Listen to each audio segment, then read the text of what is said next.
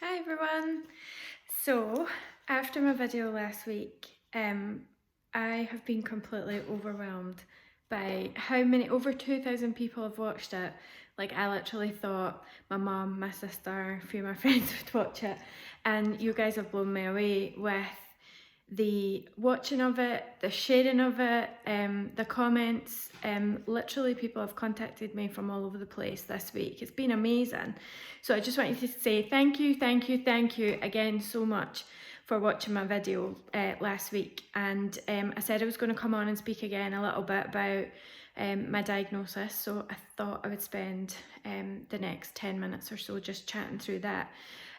Because I do think it's an important part of my journey and my story, and I also think that it's one of those ones, like, I can't describe this. I've said this to quite a few of you over the years, that things happen to me in my life that I can't necessarily explain why they happen, but they happen. So if you're into synchronicities and the universe and all of that, this is one of those stories, albeit years and years in the making, because I think I said this to you last week. This started for me when I was 10 years old. So lipedema started when I hit puberty, and I wasn't diagnosed until I was 36, so nearly 6 years ago now. So years and years in the making, right? But synchronicities work. So what happened to me, and some of the journey that I want to share along the way, because this is about diagnosis, but I also want to share some really strong messages around being informed and making sure that you understand. And I'm speaking specifically about me here, right? So this is my journey, my diagnosis, and this is me and lipedema. But I'm also really mindful that this could be any other condition, disease, or just something that's going on with you. So biggest lesson that I have learned in all of this is that this is a condition, lipedema is a condition that even the medical professionals don't know much about. They really don't know. And I think I said this last week, this is the biggest shock to me, how in all of my conditioning, I suppose, around thinking that the medical professionals would help me, that they would know more than me, that I would somehow become enlightened and informed when I got my diagnosis, didn't happen that way. And still, if I'm honest, if I speak to GPs and things, they don't know. And I'm going to tell you about an encounter I had with a plastic surgeon, which really nearly stopped me getting my surgery. So these are just some things I want to share with you. Not in any way at all, and I want to be really clear about this, I absolutely have the utmost respect for the medical profession, and I don't blame them. I don't have any anger or rage about it with them. I totally understand why they don't know, because this is a relatively new condition compared to some other medical conditions. And also, that it's not part of their curriculum. They're not taught it. If you only know what you know, which is what I keep saying, which is why I'm trying to raise awareness, because I think that's really important. So this is in no way meant to discourage or discount medical professionals. I want to be really clear on that, because I have had some fantastic help along the way, and I'm going to give people shout outs because I think it's really important. I mean, I say this to them, probably not as much as I should, but they changed my life, literally changed my life. So this is not a negative story, so please don't think of it that way. But equally, it's important to me to speak about the facts of how I got through my journey, because it might help someone. And this awareness is all about the more we know, and I want to help someone, and this might just help someone. Anyway, so as I said, it started when I was 10.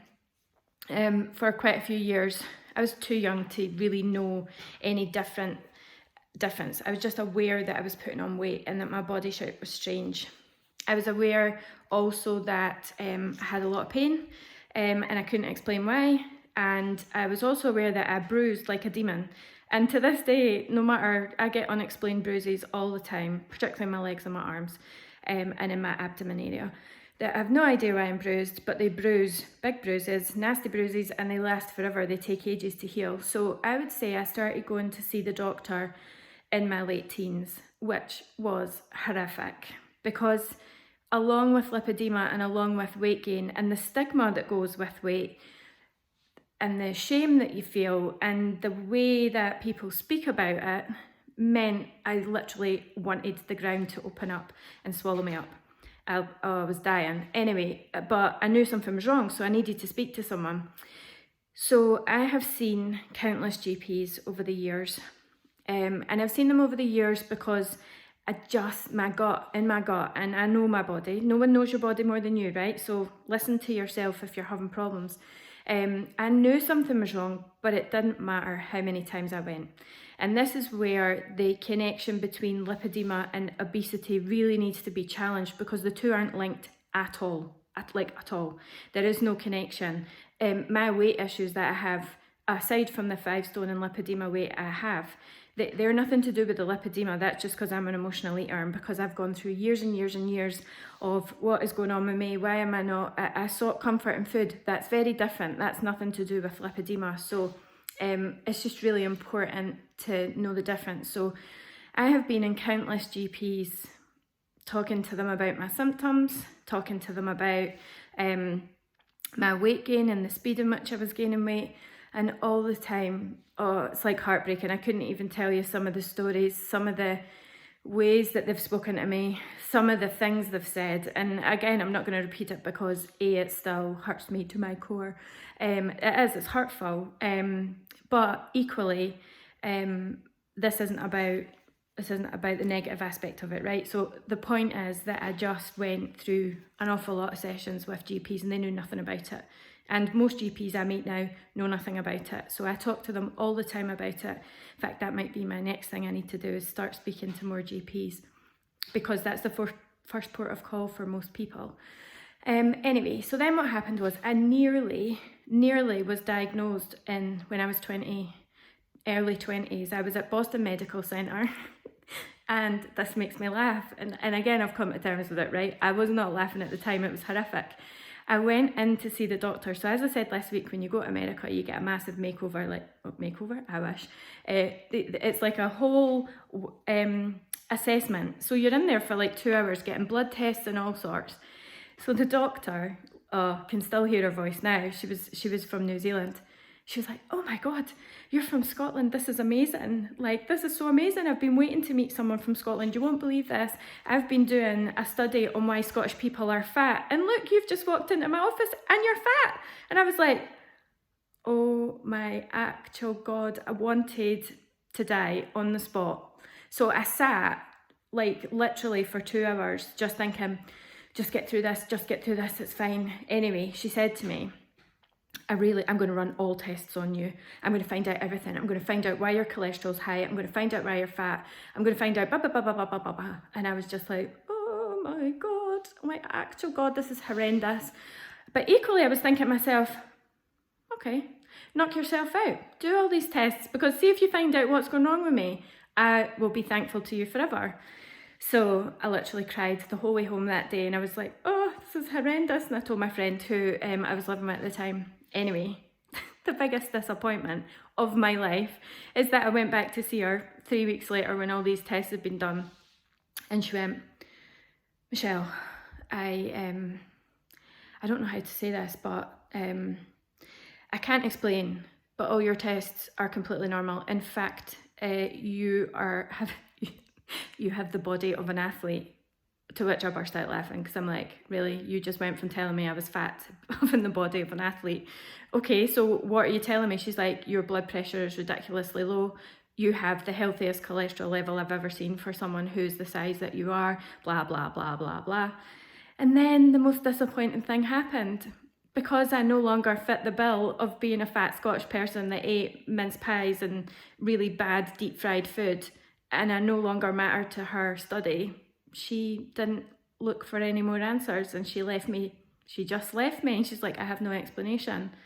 So I was like, great. So it was good in some ways that I knew that I was completely healthy, there's nothing wrong with me, but even more so I was like, this just doesn't make any sense. Why am I still the way I am then? So that's just one example of many, right? But that one particularly sticks in my mind because I so nearly could have got a diagnosis if she'd just asked a few more questions. Anyway, my actual story of diagnosis is an amazing one. this is the synchronicities part, and this is how things happen to me in my life. You know, if you put out what you really want and you keep at it and you keep at it, and then at some point it falls in your lap. Well, my diagnosis for lipedema fell in my lap. So what happened to me was, I hear ringing in my ear. I hear my pulse in my ear all the time. And I noticed it when I first worked in Boston. I worked on a construction project and they were piling all day long, really loud. And I thought I had hearing damage. So when I left the States, I was in my early 30s. I came home, wanted to be back with my family. So I came home, but I noticed my hearing was getting worse. So I would only normally hear my pulse when I was in a really quiet room or at night. But I noticed I could hear it all the time. Like even sitting talking to you now, I can hear the pulse in my ear. So I noticed it was getting worse. So I went to my GP, the same GP that I had gone to when I came back from the US, to ask for help, and she was hideous about not giving me help, that I just needed to learn that all I needed to eat was just a really small chicken breast. Anyway, so she referred me to ear, nose and throat at the Western. So I went to the Western, I had all kinds of tests, and they said to me, nothing wrong with your hearing. We're going to refer you to vascular surgeons. We think it's to do with your vascular system. So I went and I met Mr. Chalmers. So this is my first shout out for amazing people who've changed my life, and that man changed my life because I went through all kinds of CT scans, MRIs, the whole lot, and on my last appointment, right, the nurse said to me as I was walking in, "Can you take your trousers off, please?" And I was kind of stopped in my tracks for a minute. I was like, take my trousers off. But you know that way that I've got one of those things where if I perceive people know more than me, I don't necessarily challenge it right away. I listen and I learn. So I thought, right, so I sat for 10 minutes with my trousers off thinking, why have I got my trousers off? Anyway, in walks Mr. Chalmers, and he looked at me and he went, "Why have you got your trousers off?" To which I burst out laughing. I was like, I've been sitting for 10 minutes wondering why my trousers are off. But that man continued to do my consultation with no trousers on, and he kept looking at my legs. And at the end, so there was nothing wrong with my back. He said, there's no explanation for why you're hearing your pulse in your ear. He's like, that you're completely fine, fit and healthy. There's nothing, no blockages. He's like, but what I am going to do is I'm going to write to your GP because your legs don't look right. He's like, I think you have lymphedema. He said, so I'm going to refer you back to your GP. They'll refer you on to the lymphedema service and you can get your diagnosis. In the meantime, he said, go and see Andrea Baxter, who works at Revitalise in Minto Street, and she'll have a look as well. So I came out there, never had I heard of lymphedema, so I thought, oh wow, right. So I left there, I made an appointment right away with Andrea, and I went to see her, and when I took my trousers off, she was like, I can't diagnose this, because she's not a medical professional, but she said, I think you might have lipedema, but let's have a look anyway. So I had a consultation with her. Anyway, the next week I got my appointment in to go and see the lymphedema service. And would you believe that the lymphedema service for my area in Edinburgh is the office directly above the GP who had told me, who I'd gone to for years, telling me there was nothing wrong with me and it was just that I was greedy and I ate too much and I drank too much wine. So anyway, I went there, I saw Fiona. I think I literally sobbed the whole way through that appointment because the minute I took my trousers off, she told me that I had lipedema. And I get emotional even now thinking about it because it was just amazing. It totally changed my life. She's just such, the first time ever that woman was able to speak to me. See? That's just years of not knowing. And so she's amazing. So that's my diagnosis. Thank you.